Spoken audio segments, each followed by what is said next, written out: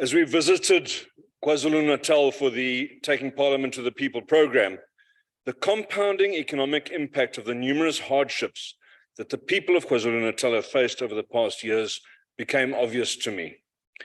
The impact of the COVID-19 lockdowns was evident in the degradation of the hotel where we stayed.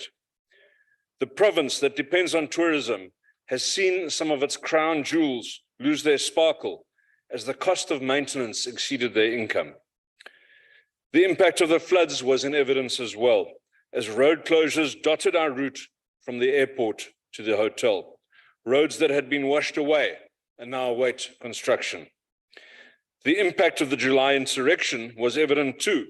Closed shops which once housed mom and pop family businesses, and the burnt out wreck of a shopping center as we flew over Pietermaritzburg. Even worse was the distrust in people's eyes, evidencing the reversal of our social cohesion projects over 30 years. The polarization that Zuma and his Gupta handles started with Bell Pottinger culminated in this mad act of insurrection. The impact of the sugar tax, too, was seen and heard about during our deliberations, as we heard of the impact of the closure of sugar mills on the small-scale and subsistence sugar farmers. All in all, a picture of people struggling without the help of their government. In fact, sometimes in spite of their government. I decided to engage with the community members who had come out in their numbers, and I made my way during the lunch break to talk to the ordinary South Africans at the back of the hall. But they weren't ordinary South Africans. They were ANC branch members, bussed in for the day to sing the praises of their political masters. How hollow to fake an entire public participation, to bring in the sycophants to sing for their supper, while all around them, their homes crumble. What a dastardly act of self-preservation by a governing party that has given up and now squeezes the last shreds of dignity out of their dwindling supporters. Honourable Latuli this afternoon wasted time thanking those that came out in support of the EFF's shutdown. Really, Honourable Latuli, there were so few that you could have phoned each of them and you would have saved speaking time in the debate today. Minister Cele has unfortunately left the room, but he had much to say today about his background in Ugu. Why then has he been part of the neglect of Ugu for the past 30 years?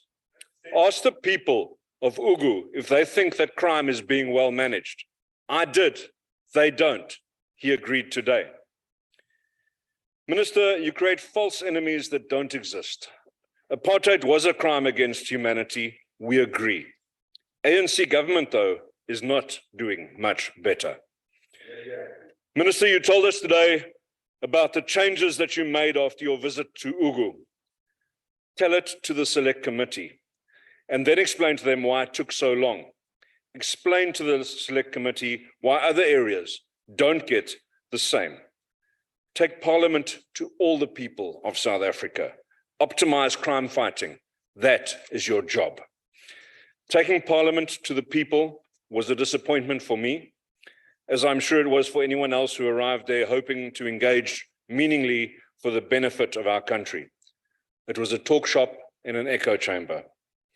Far better to use the time and money on something that really makes a difference in the lives of South Africans. Honourable members, we owe it to South Africa to do better. Thank you.